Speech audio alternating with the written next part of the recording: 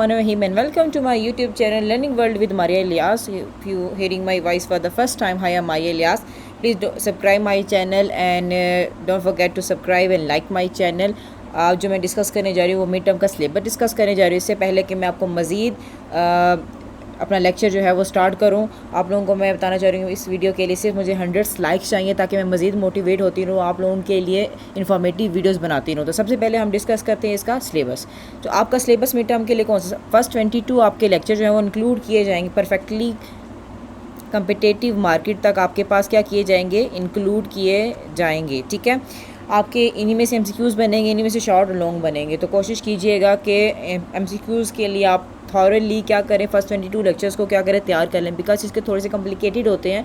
तो आपके अंडरस्टैंड आप पास पेपर अगर कर लें, इवन कि अगर आप पास साला पेपर करें, उसके अलावा जो वेबसाइट्स हैं डिफरेंट वहाँ से अगर आप तैयार कर लें तो आपको हेल्प बहुत ज़्यादा मिल सकती है।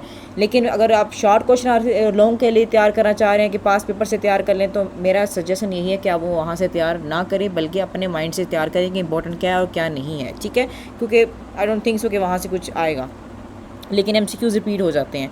तो without wasting any time let's start the lecture. सबसे पहले लेसन 1 की बात करते हैं, इसमें से इंपॉर्टेंट क्या है। इसमें से सबसे पहले आपके पास जो है इकोनॉमी की डेफिनेशन है, जो आपके सिर्फ जहन में होनी चाहिए, याद बेशक ना हो क्योंकि एमसीक्यूज़ में आ सकती है। ठीक है, डील किसके साथ करता है, एग्रीगेट इशू आपके पास 3 कौन कौन से हैं, इसको आपने शॉर्ट में तैयार कर लेना है। व्हाट इज़ मार्केट क्या होती है, आपने इसको भी शॉर्ट में तैयार करना है। बस इतना आपके लेक्चर 1 में। लेक्चर 2 में से जो है आपके पास फैक्टर्स ऑफ प्रोडक्शन आपने मस्त तैयार करना है। उसके बाद आपके पास लॉन्ग में आ सकता है पीपीएफ क्या होता है, प्रोडक्टिव पॉसिबिलिटी क्वांटिटी, और आपके पास क्या होता है डायग्राम। आपने इस आपके जो इको 402 है, इसमें डायग्राम बहुत इंपॉर्टेंट है। ठीक है, आपको डायग्राम मस्त तैयार होनी चाहिए। ठीक है, उसके बाद फार्मूला आपको शॉर्ट में आ सकता है, रियल प्राइस का फार्मूला क्या होता है। फिर उसके बाद सप्लाई कर्व क्या होती है, सप्लाई डिमांड क्या होती है, आपको पता होना चाहिए। फार्मूला आपके पास जो है आपका हाउ नाउ होनी चाहिए कि इसमें क्या फार्मूला है। उसके बाद मार्केट मैकेनिज़्म क्या होता है, डायग्राम के साथ उसको तैयार करना है आपने। काइंडली पेंसिल लेते जाए और मार्क करते जाए जो जो मैं आपको बताती जा रही हूँ। ठीक है, उसके बाद आपके पास है लेसन नंबर 4 में से the basics of supply and demand.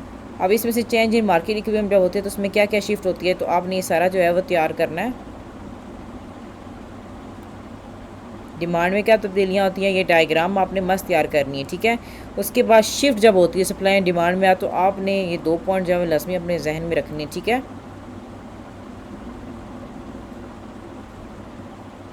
उसके बाद बहुत इंपॉर्टेंट आपके पास ये टेबल है, बहुत इंपॉर्टेंट है। आप इसको ऐसे याद कर ले जैसे आपको अपना नाम। अब इससे ज़्यादा मैं मज़ीद नहीं बता सकता कि कितना इंपॉर्टेंट है। नेक्स्ट आपके पास दूसरा सप्लाई कर्व के लिए इंपॉर्टेंट है, ये भी आपने तैयार करके लेना है। नेक्स्ट हम बात करते हैं elasticity of supply and demand की, price elastic formula and diagram आपने मस्त तैयार कर रही है। उसके बाद आपके पास जो बेसिक इंपॉर्टेंट पॉइंट्स हैं आपके फिंगर टिप्स पे होने चाहिए,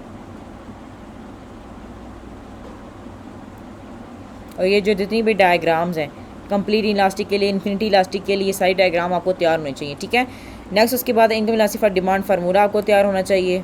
ठीक है, डिमांड्स के क्या है, normal good, superior good, inferior good. Diagram लाजमी तैयार करनी है, फार्मूला आपने लाजमी तैयार करना है।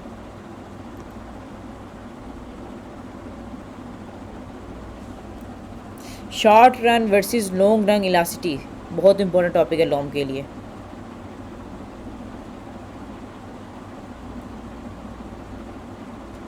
मज़ीद इसमें कुछ खास है नहीं। चैप्टर 6 की बात करते हैं, कंज्यूमर बिहेवियर की बात करते हैं। इसमें जो आपके पास है 3 बेसिक एजम्पशन कौन कौन से हैं, ये आपने तैयार करने फिंगर टिप्स पे। टेबल आपको लाजमी तैयार होना चाहिए। और आईसी कर्व, इंडिफरेंस कर्व बहुत इंपॉर्टेंट टॉपिक है आपके पास लॉन्ग के लिए विद डायग्राम। मैं फिर कह रही हूँ डायग्राम इसमें बहुत इंपॉर्टेंट है आपके पास, तो काइंडली प्रैक्टिस कर लीजिएगा डायग्राम्स की।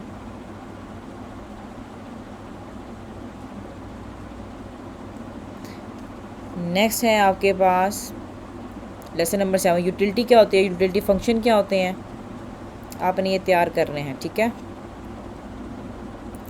उसके बाद आपके पास ऑर्डिनरी वर्सेस ऑर्डिनरी यूटिलिटी क्या होता है, इसका डिफरेंस आपको आना चाहिए। ठीक है, उसके बाद शॉर्ट में सीधा बजट कंस्ट्रेंट क्या होता है, बजट लाइन क्या होती है,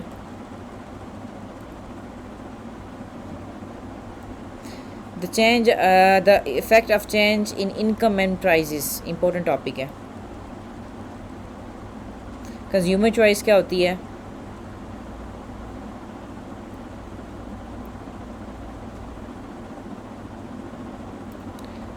नेक्स्ट आपके पास कॉर्नर सोल्यूशन क्या होता है, मस्ट, बहुत इंपॉर्टेंट है, आपके पास 2 नंबर का सवाल है, बहुत इंपॉर्टेंट है।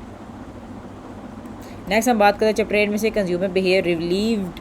आपके पास प्रेफरेंस क्या होती है, डायग्राम के साथ आपने तैयार करना है। Margin utility and margin utility की डेफिनेशन, इसकी एग्जांपल, डायमेंशनिंग मार्जिन यूटिलिटी क्या होता है, ये आपके पास शॉर्ट में आ सकता है। उसके बाद आपका ये टेबल, डायमेंशन मार्जिन यूटिलिटी का जो ये टेबल है बहुत इंपॉर्टेंट है लोगों के लिहाज से भी, डायग्राम।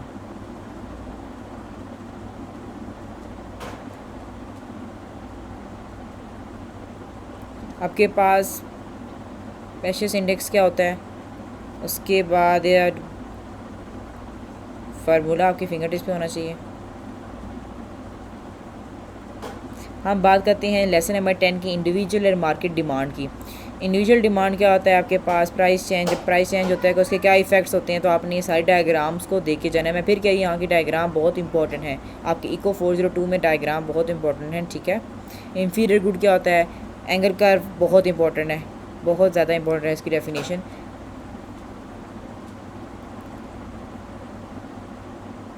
लेसन नंबर 11 की बात करते हैं, इनकम इफेक्ट क्या होता है, सब्स्टिट्यूशन इफेक्ट क्या होता है।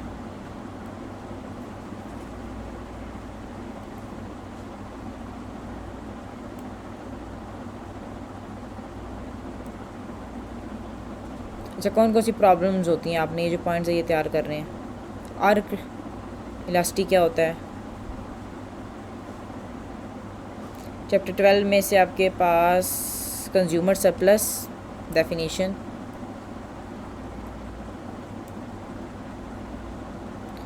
और उसके बाद बेंडर इफ़ेक्ट क्या होता है आपको पता होना चाहिए। स्नोब इफ़ेक्ट क्या होता है आपको पता होना चाहिए शॉर्ट के लिहाज से। 13 में से बात करते हैं हम, चॉइस, अनसर्टेनिटी क्या होता है आपको ये पता होना चाहिए। वेरिएबिलिटी क्या होता है आपको ये पता होना चाहिए। उसके बाद आपके पास एडजस्टिंग नेगेटिव नंबर्स को किस तरह करते हैं, आपके पास इसका फार्मूला आपको पता होना चाहिए बस। Choice under uncertainty continue chapter number 14 में से आपके पास डिफरेंट प्रेफरेंस टूवर्ड्स रिस्क क्या होता है। एडवर्स होता है, नेचुरल होता है, लिविंग। एडवर्स और रिस्क से बहुत दूर भागता है। नेचुरल जो लेता है, जो तब लेता है जब उसको लग रहा हो कि वो पॉजिटिव है, उसको प्रॉफिट ही होएगा। और जो रिस्क लिविंग है, चाहे उसको प्रॉफिट 2% नज़र क्यों नहीं आ रहा हो, वो ये रिस्क उठाएगा। इसकी डेफिनेशन आपने लाजमी करनी है।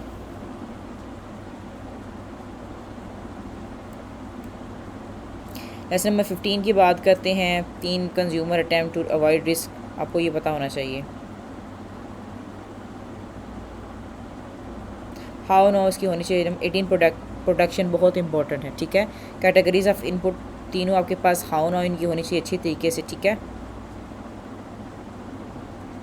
टेबल जितने भी हैं, डायग्राम प्रोडक्शन की, law of dimensioning, margin return का आपके पास लॉन्ग में बहुत इंपॉर्टेंट डायग्राम है। लेबर प्रोडक्टिविटी का फार्मूला। लेसन नंबर 17 में आपके पास जो है margin rate of substitution important है, डायमेंशनिंग। बस इसमें से यही कर लीजिएगा।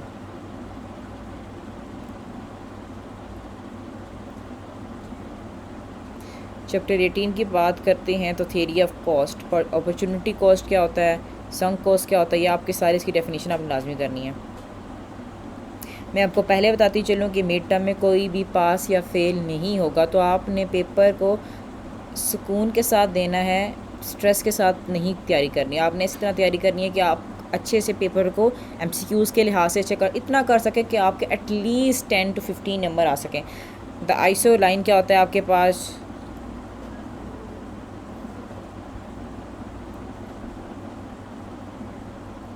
Chapter 20 theory of course, again से आपके पास लॉन्ग टर्म बहुत इंपॉर्टेंट है लॉन्ग के लिहाज से।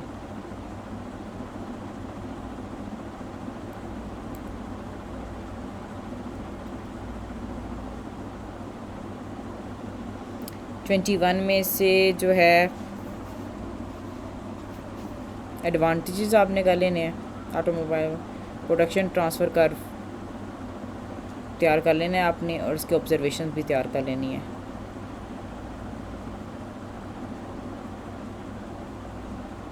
Chapter 22 last cap price taking क्या होता है, प्रोडक्ट होमोजेनिटी क्या होता है, फ्री एंट्री एंड एग्जिस्ट क्या होता है, आपको पता होना चाहिए। Margin, revenue, return, cost and profit maximization, ठीक है, आपको इसके फार्मूला पता होना चाहिए। Total revenue minus total cost, ठीक है। और आपको यहाँ पे शॉर्ट रन दिया गया है और आपको इसमें से शॉर्ट रन को अच्छे तरीके से तैयार करना है। And that's it. Kindly don't forget to subscribe and like my channel कर दीजिएगा ताकि मैं मोटिवेट होती रहूँ, आप लोगों की इसलिए फॉर्मेटिव वीडियोस बनाती रहूँ। Thank you so much.